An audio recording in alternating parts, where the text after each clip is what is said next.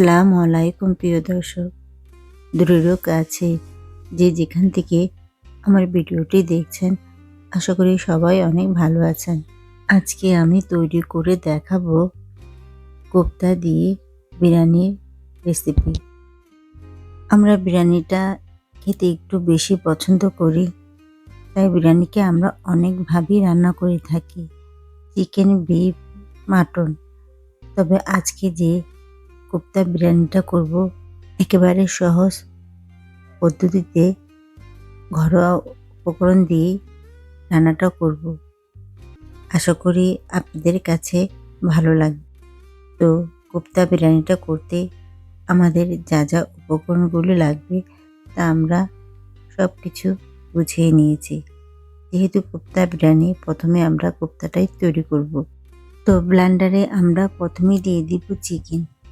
আর এখানে চিকেন নিয়েছি 2 কেজি। চিকেনের বুকের মাংসটা এখানে কিউব করে কেটে নিয়েছি। চিকেনগুলো ব্লেন্ডারে দেওয়া হলে দিয়ে দিব গরম মশলা। এখানে গরম মশলাটা দিব 2.5 টেবিল চামচ পরিমাণ। এখন দিয়ে দিব লবণ। লবণটা দিব স্বাদ মতো। এখন দিয়ে দিব জিরা বাটা। আর জিরা বাটাটা দিব 2 টেবিল চামচ পরিমাণ। ধনিয়ার গুঁড়া দিব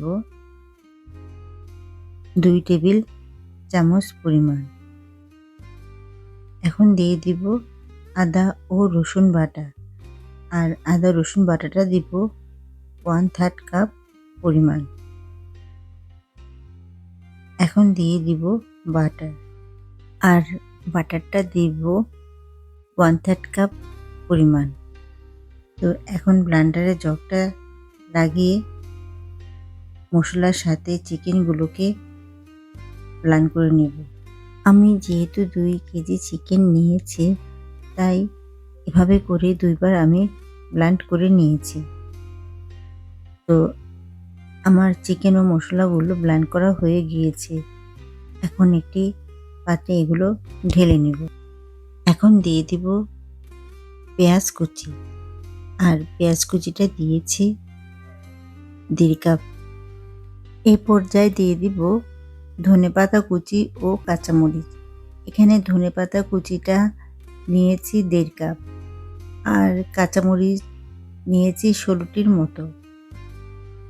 তো এখন 2-1 বার হালকাভাবে একটু ব্লেন্ড করে নিব, যাতে একেবারে মিহি না হয়ে যায়। হালকা একটু দানাদার থাকে বা অনেকটা হালকা কিমার মতো করে নেব। আমার ধনেপাতা, কাঁচামরিচ ও পেস্টও অনেকটা আধা ভাঙ্গা করে ব্লেন্ড করা হয়ে গিয়েছে। এখন মাংসের সাথে নিয়ে নেব। এ পর্যায়ে দিয়ে দিব ব্রেড ক্রাম্ব। আর ব্রেড ক্রাম্বটা দিয়েছি 1/4 কাপ পরিমাণ। বেকিং সোডাটা দিব 1/2 চা চামচ পরিমাণ। এখন হাতে সব কিছু একত্রে ভালো করে মাখিয়ে নেব। আমরা যখনই কাবাব বানাই, কাবাবের বাইন্ডিংটা যদি ঠিক রেখে আমরা কাবাবটা তৈরি করি, যে কোনো শেপেই যখন কাবাবটা করতে যেমন ভালো হবে এবং ভাজার সময় বা স্টিম করার সময় কাবাবটা ভেঙে যাবে না। তো আমার কাবাবের বাইন্ডিংটা কেমন হয়েছে আপনাদের আমি দেখিয়ে দিচ্ছি। এখন আমরা কাবাবের এই বাইন্ডিং দিয়ে বল কাবাব বা মিট বল যাই বলেন না কেন, আমি সবগুলো বানিয়ে নেব। এটা বানানো খুবই সহজ। হাতে একটু গোল গোল করে চেপে চেপে করব। তারপর 2 হাতে তালুতে রেখে একটু ঘুরিয়ে নেব, যাতে গোল ছোট বলগুলো দেখতে একটু সুন্দর হয়। আমি এভাবে করে ছোট ছোট বলগুলো বা মিট বলগুলো তৈরি করে নিয়েছি।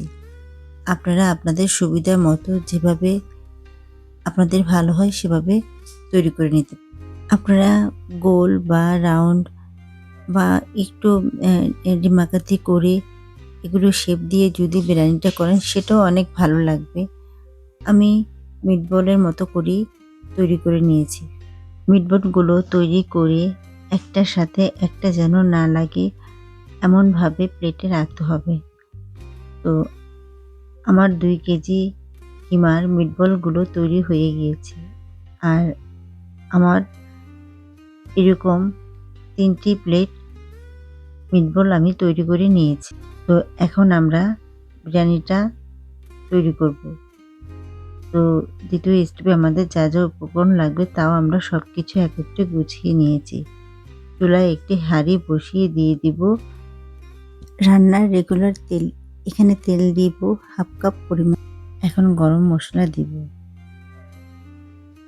গরম মসলা দিয়ে তেলে একটু ভালো করে নেড়েচেড়ে ভেজে নেব।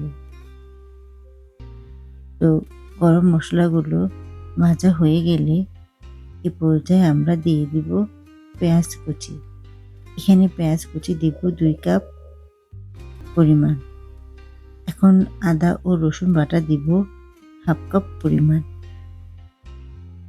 এখন তেলে ও গরম মসলায় পেঁয়াজ ও আদা রসুন বাটাটা একটু ভালো করে নেড়েচেড়ে মিশিয়ে নেব।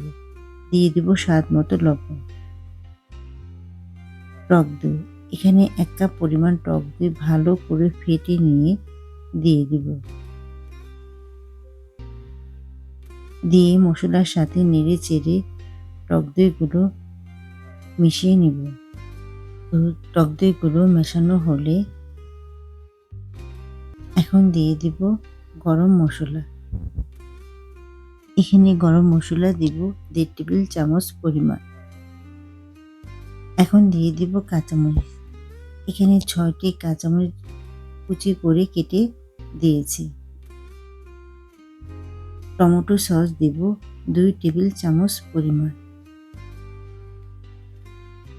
প্রথম অবস্থায় কাঁচামরিচটা কুচি করে কেটে দিলে কোপ্তাটা একটু ঝাল হবে এবং খেতেও ভালো লাগবে। এখন দিয়ে দিব পানি। এখানে 1 কাপ পানি দিয়ে মশলাগুলো প্রথমে একটু কষিয়ে নেব। তাই পানিটা দিয়ে সব মশলার সাথে নেড়ে চেড়ে ভালো করে মিশিয়ে নেব। তো মেশানো হলে ঢাকনা দিয়ে ঢেকে কিছুক্ষণ আমরা মশলাগুলোকে কষিয়ে নেব। তো ফিরে এলাম কিছুক্ষণ পর। মশলাটা সুন্দর মতো কষানো হয়ে গিয়েছে। এখন দিয়ে দিব কোপ্তাগুলো বা মিটবলগুলো।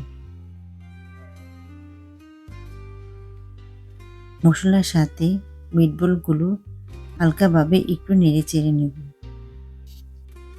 নাড়াচাড়া হয়ে গেলে এ পর্যায়ে দিয়ে দিব পানি। আর এখানে পানিটা দিব 3 কাপ পরিমাণ।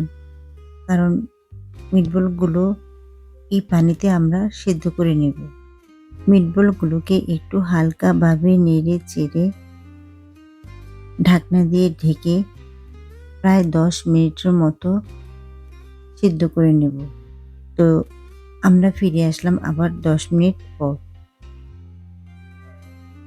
এর মাঝে কিন্তু আমি একবার মিটবলগুলো নেড়ে দিয়েছি।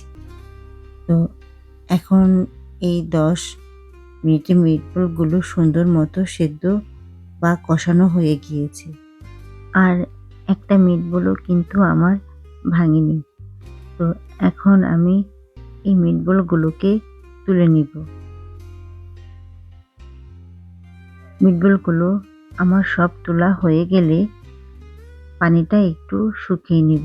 কারণ এই মশলাতে আমি বিরিয়ানির চালটা কষাবো।